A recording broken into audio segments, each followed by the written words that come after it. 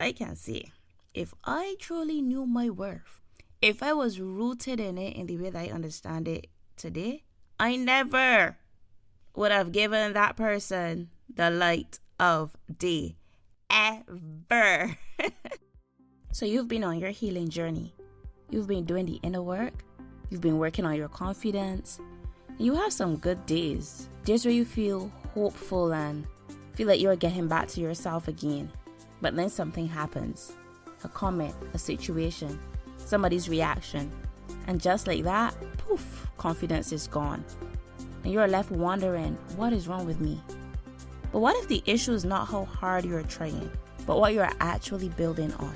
Today I want to talk about the difference between self-esteem and self-worth, because I think this distinction is going to help explain why healing has sometimes felt so difficult and why your sense of self keeps feeling so fragile. So grab your journal and pen. Let's get into it. Do you want to heal from narcissistic abuse, but you struggle with self-doubt and second-guessing everything? If so, you're in the right place. I'm Takia, mom, coach, and your survivor friend. Here we mix faith, real talk, and practical tools to restore confidence and self-worth. So if you're ready to rebuild your confidence and finally feel at peace, take a deep breath. Exhale now. Let's heal for real. Before we get into today's episode, I want to share something with you. I didn't know what was happening to me at first while I was in the situation. I just knew I didn't feel like myself anymore. But it wasn't until I got out that I felt the full weight of it. I felt like a shell of myself. I used to be confident, driven, full of dreams and direction.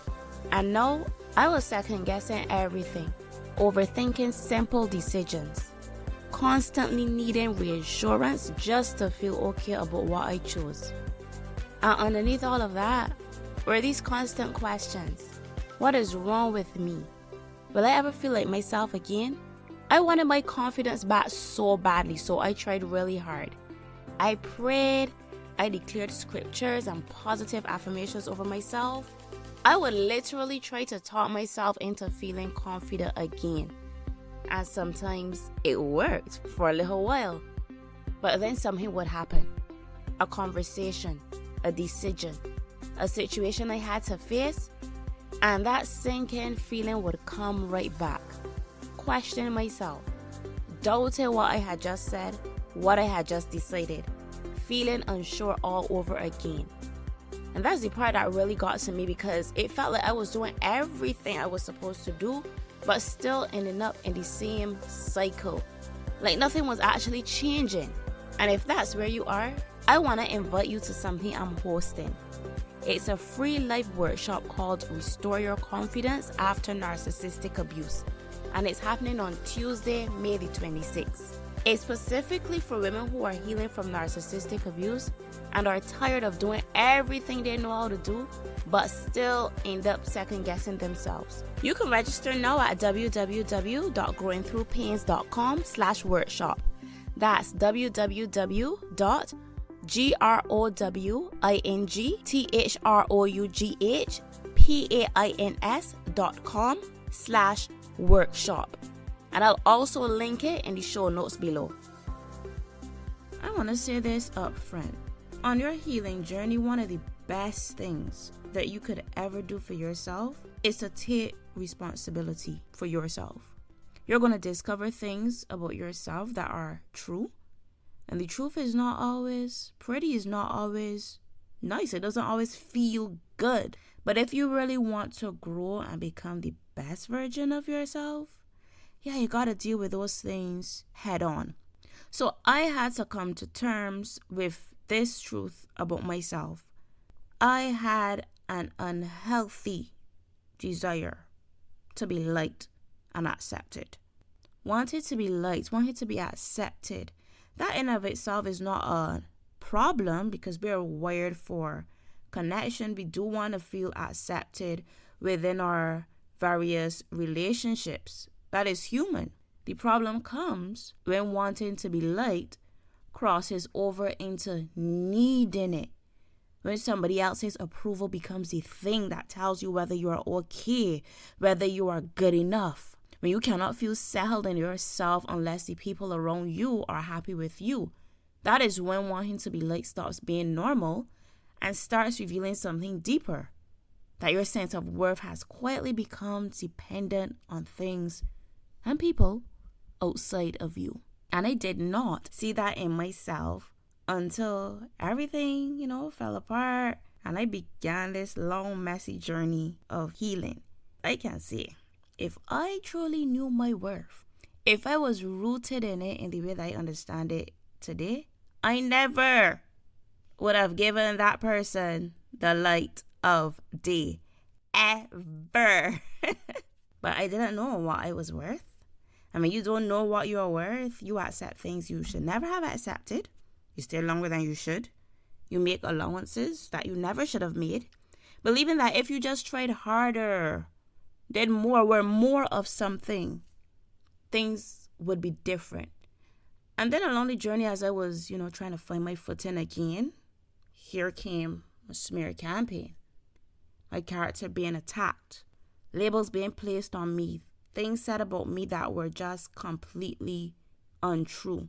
And honestly, it got to me a bit. It really did. Because I still wasn't fully sure of who I was. So that person's version of me found a place to land. It filled the space where my own knowing should have been. But in the middle of all of that, I found Isaiah 43 and Isaiah 54. And something happened when I read those words that I genuinely cannot fully explain. I just knew that they were written for me. And I just want to take some time to read the verses that really stood out to me. Isaiah 43 verses 1, 3, and 4. But now, thus says the Lord who created you, O Jacob, and he who formed you, O Israel. Fear not, for I have redeemed you. I have called you by your name. You are mine. For I am the Lord your God, the Holy One of Israel, your Savior. I gave Egypt for your ransom, Ethiopia and Seba in your place. Since you were precious in my sight, you have been honored, and I have loved you. Therefore I will give men for you and people for your life. And in Isaiah 54, the verses that really stood out to me were verses 5 and 6, which say, For your Maker is your husband, the Lord of hosts is his name, and your Redeemer is the Holy One of Israel. He is called the God of the whole earth. For the Lord has called you like a woman forsaken and grieved in spirit, like a youthful wife when you were refused, says your God. And I kept going back to these verses over and over and over again, especially Isaiah 43 verse 4, because I would just picture Jesus cutting through everything and everybody, all the noise, all the accusations, all the labels, just to come and rescue me. Because that's what the word says. You are precious. You are honored. I love you. I give men in exchange for your life. And slowly, not overnight, slowly, these words became the ground that I stood on. When everything around me was trying to tell me who I was. When there were voices, court system, and all these people who don't know me from Adam were trying to define and to label me, I stood on these words, not on what they said, not on what the narcissist was saying.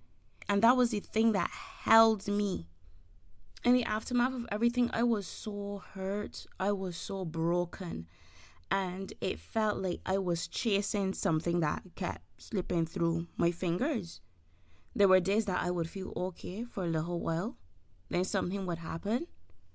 And I would feel so terrible about myself. I wouldn't have any confidence. And I really couldn't understand why.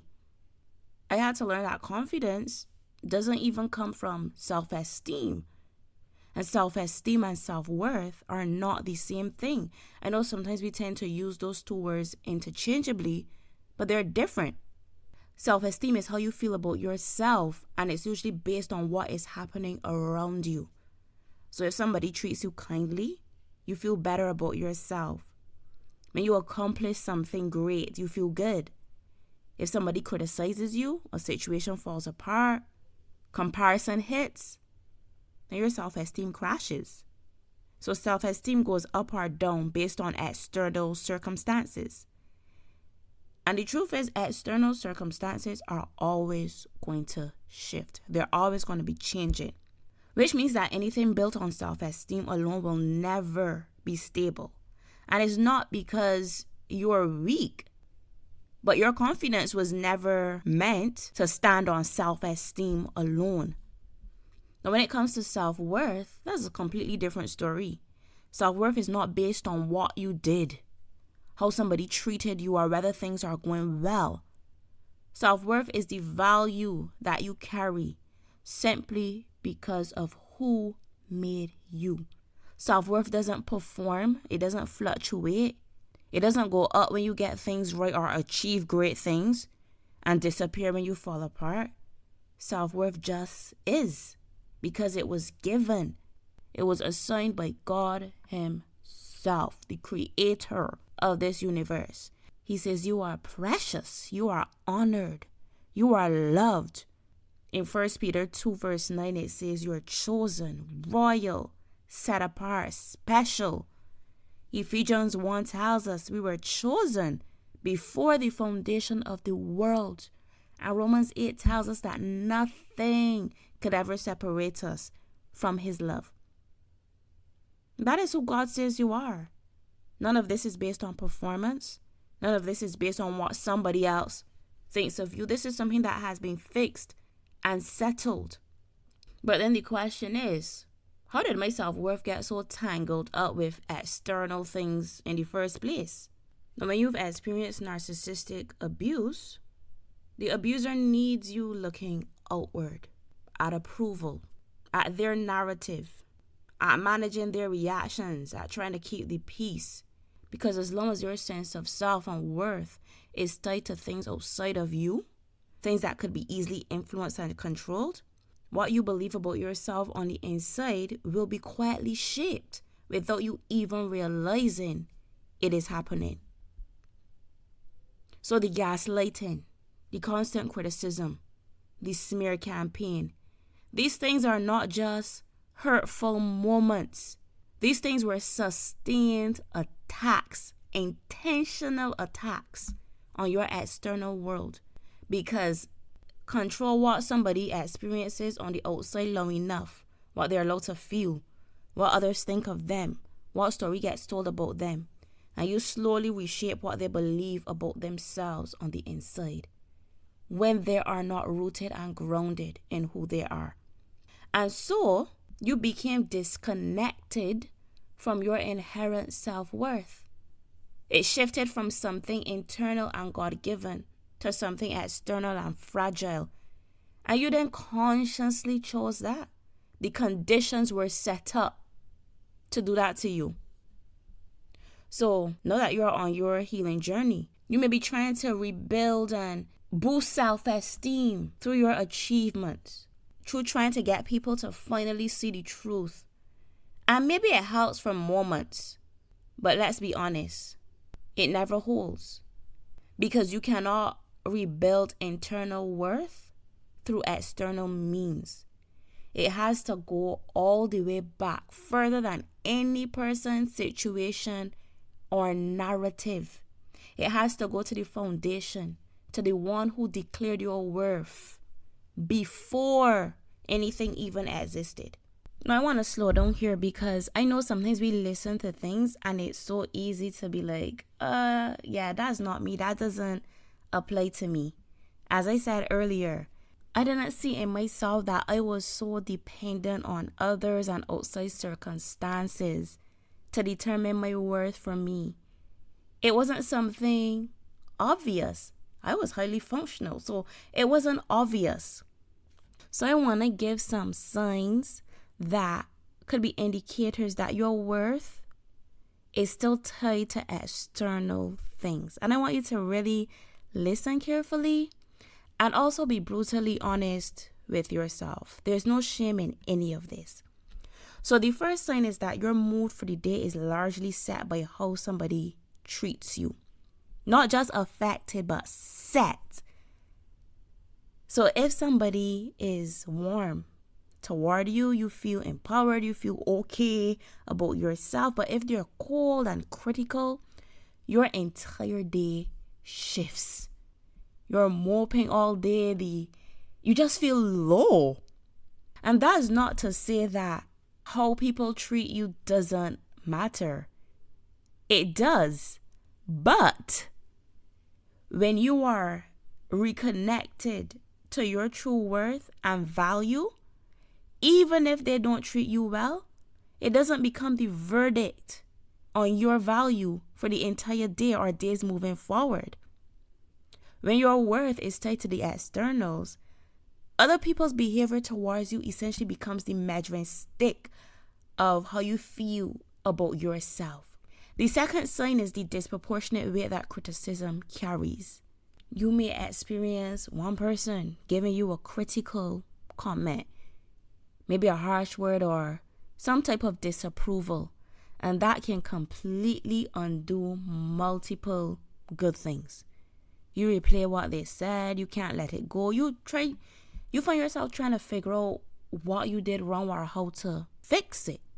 Now, a person whose worth is not dependent on externals can hear criticism and wait without being dismantled by it. But when your worth is dependent on others, criticism doesn't just sting. It feels like a verdict on who you are. The third sign is needing somebody else to confirm what you already know before you will trust it. So you sense something, you have an opinion, you make a decision, but you cannot rest in it until somebody else agrees. So you find yourself telling people about situations, not really to share, but to get them to confirm that you are not wrong, you're not crazy, that what you experienced was real. But when you're connected to that internal worth, you're the authority on your own experience instead of outsourcing that authority because you've stopped trusting yourself. The fourth sign is adjusting yourself based on who is in the room. So you find yourself reading the energy, picking up on what people seem to want from you, and then you shift your tone, your opinions, and how much of yourself you show. And that can feel like being sensitive or adaptable, but underneath it is the need to be approved of and not rejected. When you are fully settled in your value, you can be aware of a room without being controlled by it. And the fifth sign is when somebody is speaking negatively about you, spreading lies, attacking your character, telling a story that is not true. You find it difficult to hold on to a positive sense of yourself. Their narrative starts seeping in. You start to question yourself. You begin to see yourself through the lens of what they're saying, wondering if they are right. But when your worth is rooted in what God says about you, yes, a false narrative is painful, but it does not hold that power to redefine you. But when your worth is tied to things that are external, whoever controls the narrative has the power to shape how you see yourself. But here's what I want you to take away today. Self-worth is not built. It is returned to. It was already placed in you by God before any person had a chance to say anything about you. And going back to that, choosing His voice, choosing His truth over every other voice that has tried to define you, that is where the work happens. And this is not a one-time thing. This is a returning daily and sometimes moment by moment. And if you've never read Isaiah 53 and Isaiah 54, I challenge you to read those, specifically the verses I talked about today. Sit with it, read it over and over and meditate on the words. You are precious. You are honored. You are loved by the creator of the universe, the one that spoke this entire universe into being, the one that holds all power and yet calls you his own. not because of anything you have done or how you have performed, but just because of who he is and who you are to him. Let yourself stand on that truth. Now, friend, I want to personally invite you to come and sit with me on Tuesday, May the 26th at 7 p.m. Eastern Time. I'm hosting my free live workshop, Restore Your Confidence After Narcissistic Abuse. This is a free live experience for women who are healing from narcissistic abuse and are ready to understand why their confidence keeps collapsing and what it actually takes to restore it for real. So come as you are. Bring your journal and come ready to receive something that I know is going to shift things for you. Register today at www.growingthroughpains.com/workshop. That is www.growingthroughpains.com/workshop. I'll also link it in the show notes below, and I can't wait to see you there in the room. Hey friends! I hope today's episode taught you something or gave you a boost. If it did, would you take a couple seconds and share it with someone who's ready to heal from narcissistic abuse? And while you're at it, would you please leave me a quick review on Apple Podcasts? It really thrills me to know that other women are being helped. Now go ahead, stretch or grab that snack. I'll see you in our next episode.